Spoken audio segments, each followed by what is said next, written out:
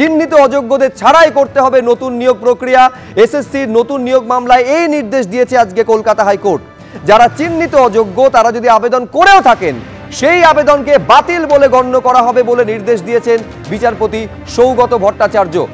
বিচারপতি সৌগত ভট্টাচার্য এই বিষয় নিয়ে বিস্ময় প্রকাশ একটা সময় করেছেন, যখন রাজ্য সরকার থেকে শুরু করে স্কুল সার্ভিস কমিশন তারা চিহ্নিত অযোগ্যদের পাশে দাঁড়ানোর চেষ্টা করছেন এবং এই যুক্তি তারা দিচ্ছেন তাদের চাকরি চলে গেছে, তাদের বেতন ফেরতের নির্দেশ দেওয়া হয়েছে, এরপর যদি তাদের নতুন নিয়োগ প্রক্রিয়ায় বসতেও না দেওয়া হয় দুবার শাস্তি পাওয়া হবে। ফলে আদালতের মধ্যে ঠিক হলোটা কি আমি আরো বিস্তারিতভাবে আপনাদের জন্য তুলে ধরার চেষ্টা করব।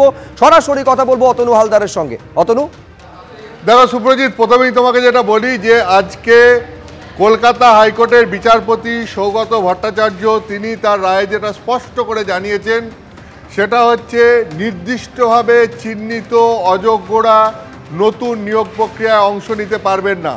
অর্থাৎ 2016 এসএসসি নিয়োগ প্রক্রিয়ায় তাতে দুর্নীতির অভিযোগে যে মামলা সুপ্রিম কোর্ট পর্যন্ত গিয়েছিল এবং সুপ্রিম কোর্টের নির্দেশে সেই 2016 এসএসসির পুরো নিয়োগ প্রক্রিয়া বাতিল হয়ে যায়। তাতে প্রায় 26,000 জন চাকরি হারান। এদের মধ্যে গ্রুপ সি রয়েছে, গ্রুপ ডি রয়েছে, 9, 10 এবং 11, 12-এর শিক্ষক শিক্ষিকা রয়েছেন। এখন এই পুরো প্যানেল বাতিল হয়ে যায় এবং তারপরে সুপ্রিম কোর্ট নির্দেশ দেয় যে নতুন করে আবার নিয়োগ প্রক্রিয়া শুরু করতে হবে, পরীক্ষা নিয়ে নতুন করে নিয়োগ করতে হবে এবং সেই মতো এসএসসি নতুন নিয়োগ প্রক্রিয়া শুরু করে। এই নতুন নিয়োগ প্রক্রিয়াকে কেন্দ্র করে একটা বিতর্ক তৈরি হয় এবং সেই মর্মে কলকাতা হাইকোর্টে বিচারপতি সৌগত ভট্টাচার্যের এজলাসে একটি মামলা হয়। সেই মামলাটা কি? সেই মামলাটা হচ্ছে যে এই নতুন নিয়োগ প্রক্রিয়ায় নির্দিষ্টভাবে চিহ্নিত অযোগ্যরা অংশ নিতে পারবেন কি পারবেন না। সেই মামলার শুনানিতে আজকে কলকাতা হাইকোর্ট তার রায় স্পষ্ট করে জানিয়ে দিয়েছে নতুন করে এই নিয়োগ প্রক্রিয়ায় নির্দিষ্টভাবে চিহ্নিত অযোগ্যরা অংশ নিতে পারবেন না।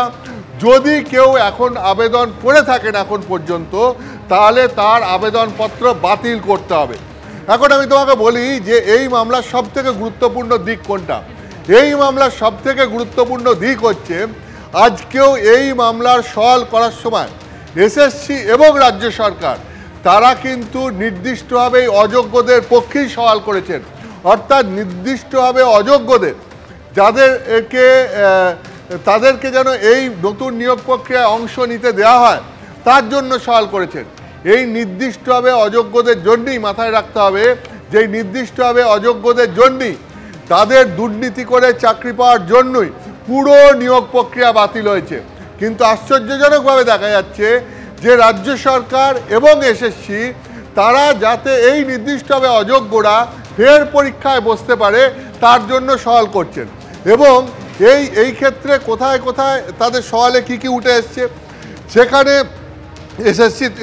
এসএসসির তরফ থেকে আইনজীবী কল্যাণ বন্দ্যোপাধ্যায় বলেছেন আজকে এজলাসে যে নির্দিষ্টভাবে চিহ্নিত অযোগ্যরা নতুন নিয়োগ প্রক্রিয়ায় অংশ নিতে না পারেন তাহলে 2016 নিয়োগ প্রক্রিয়ায় অংশ নেওয়া অসফল চাকরি প্রার্থীরাও অংশ নিতে পারবেন না। তাতে বিচারপতি সৌগত ভট্টাচার্য বলেন কমিশনের কাছ থেকে এই ব্যাখ্যা প্রত্যাশিত নয়। এরপরে কল্যাণ বন্দ্যোপাধ্যায় তার সওয়ালে বলেন সুপ্রিম কোর্ট নির্দিষ্টভাবে অযোগ্য বলে চিহ্নিত না হওয়া ব্যক্তিদের 31শে ডিসেম্বর পর্যন্ত চাকরি করার সুযোগ দিয়েছে, মানে এটা নয় যে নির্দিষ্টভাবে চিহ্নিত অযোগ্যদের গোটা প্রক্রিয়া থেকে বের করে দিয়েছে। তাতে বিচারপতি বলেন যে এত বড় দুর্নীতির অভিযোগ, টাকা ফেরত দেওয়ার কথা বলছে সুপ্রিম কোর্ট, তারপরেও এটা বলবেন? এখানে কল্যাণবাবু সওয়াল করেন যে এখনো তদন্ত শেষ হয়নি, কিছু প্রমাণ হয়েছে, কার দোষ প্রমাণ হয়েছে, কোন আইনে এদের আটকানো হবে?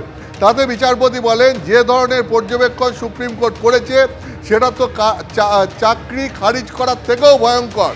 দুর্নীতির জন্য চাকরি বাতিল করা হয়েছে। বিচারপতি এই মন্তব্য করেন এবং তারপর তো তিনি তার রায় দিয়েছেন।